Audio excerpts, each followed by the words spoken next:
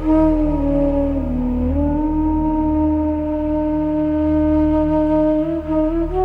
spoken about habits and routine before, and in a lot of my posts I always refer back to posts that I've spoken about with routine and habits before. So it's definitely something that not only am I passionate about talking about, but also something I'm passionate about struggling with and finding solutions that work.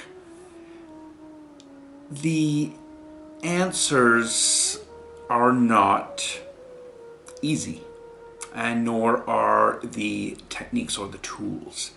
And that's because nothing that is worth doing is easy. Now, your passion might drive or fuel your desires to better yourself, but that doesn't really mean that you'll be able to continue to repeat good habits and good routines past the first past the first stage of this flash in the pan, where you have this explosion of motivation. How do you continue that? So this is the typical sort of process.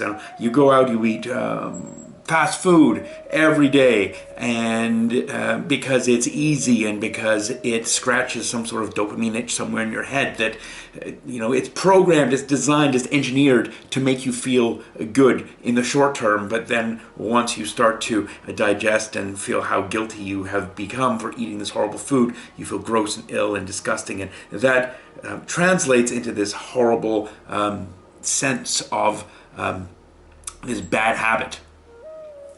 And most bad habits are easy to propagate. They are built and designed that way.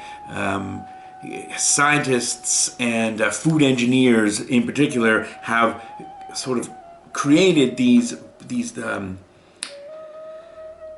products around making things really easy. You open a pouch and it's ready to eat, or you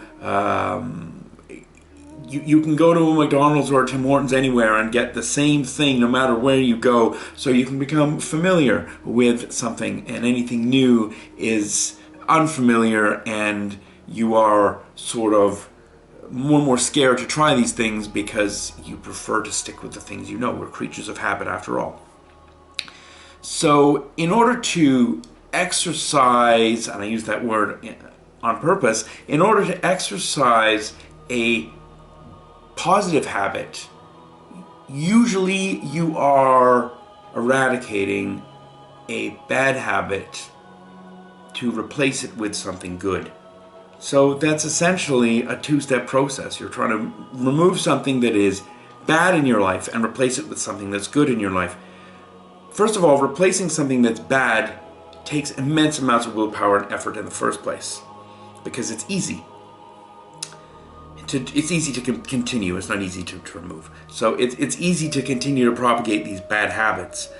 And then it's further more difficult to replace it with a good habit, because that good habit is not necessarily easy. And for the most part, it never is. It might sound simple on paper, but actually putting it into play is a much more difficult process. So how do we go from this bad habit to this good habit? And how does this routine, creating a routine in our lives of this good behavior, become a habit that is automatic? So automatic that when we get out of bed, to not do it makes us feel super weird. Things like brushing your teeth, taking a breath of air even. All these stupid things that we do. And we do them automatically, because to not do them, it feels like we've gone outside without pants on. Which is not necessarily a bad thing. Sometimes you should go outside without pants on, but make sure you're where no one can see you. I digress. So, how do you go from this bad habit to this good one? Well, a bad habit usually is something that by nature is fairly mindless. we feel bad.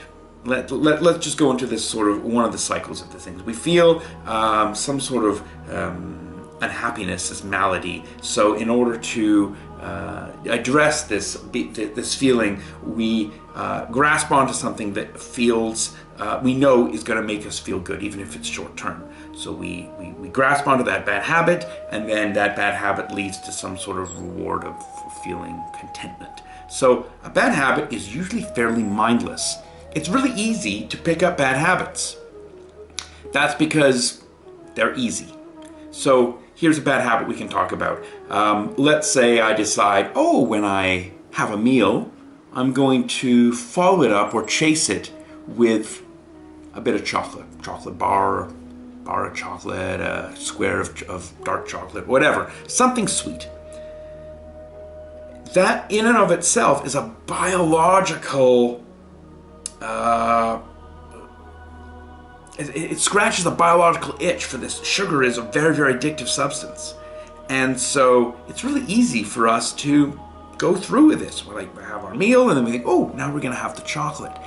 And it becomes this effortless, mindless bad habit. And then every time we have a meal, we are looking forward to the chocolate. And sometimes we might decide, you know what, I'm just going to have the chocolate. I'm not going to have the meal. I'm just going to skip right to the reward. And that's where this bad habit is built, in this space where we prefer to mindlessly indulge ourselves. And the word mindless is very apropos here, because what we want to do is we want to empower the mindful parts of ourselves to generate the successes that we want. So we've got this inspiration to create this good habit. We want to stop eating fast food. We want to stop doing these bad things. So I've said how that is normally a mindless activity. So once you start indulging yourselves in a bad habit, just don't stop, but become aware of what you're doing in this bad habit. Become acutely engaged with the behavior. As you're eating this chocolate, try to understand why you are eating that chocolate, or why you're eating that fast food, or why you're sitting on the couch watching TV and not taking an online course. What is it that you're getting out of the activity? And by becoming mindful and becoming aware of what you're doing, it removes the power that the habit has in terms of giving you this short-term reward. You start to become the guilt, and the process doesn't even have a chance to root itself, because you're already starting to understand why you are engaged in this poor behavior. So now we take that same tool that we're using to separate ourselves from the bad habit, or not even separate ourselves, I guess more to attach ourselves to why the bad habit is inherently bad and why we're doing it. And we can take that same mindful tool, removing the mindlessness from the bad habit, we can take that mindful tool we've now engaged there and move it into the new habit. So the initial burst, like I spoke at the beginning of the video, the initial burst we have of creating this inspirational, I'm not going to eat sugar for the rest of my life sort of decree that we make, when we are engaging in the positive habit of having a glass of water when we have our craving, or when we're having a small handful of almonds instead of a chocolate bar, be just as acutely aware of how good it feels to be treating ourselves better. Be mindful of the good parts. So just like we were mindful of the bad, we're now being mindful of the good. And that process of being engaged in the moment of that good behavior will further force to reinforce ourselves to continue that that routine until it becomes this effortless habit, where we genuinely don't want to eat a chocolate bar or sit on the couch and watch TV because we are far too happy with the alternatives and with the new life and the new routines and the new habits we've created for ourselves. It's not going to happen overnight, and there are plenty of other tools and techniques that we can use to set ourselves up for success, but also to continue to bolster ourselves and to keep ourselves on the right path. And hopefully in the next few weeks or months, I'm going to continue to extrapolate on this topic, expand on it, and bring more and more tools and more things in, so you and I will both, as a team together, understand where we're going and how to get where we want to go. So thanks very much for watching. I've really been looking forward to sharing this message with you and this concept. Gas ho namaste. Have a wonderful day, and please share this with your friends and loved ones and get them involved with you and your habits and their habits, and let's all move together as a cohesive race towards feeling better about ourselves, because it's so easy to just dwell in unhappiness.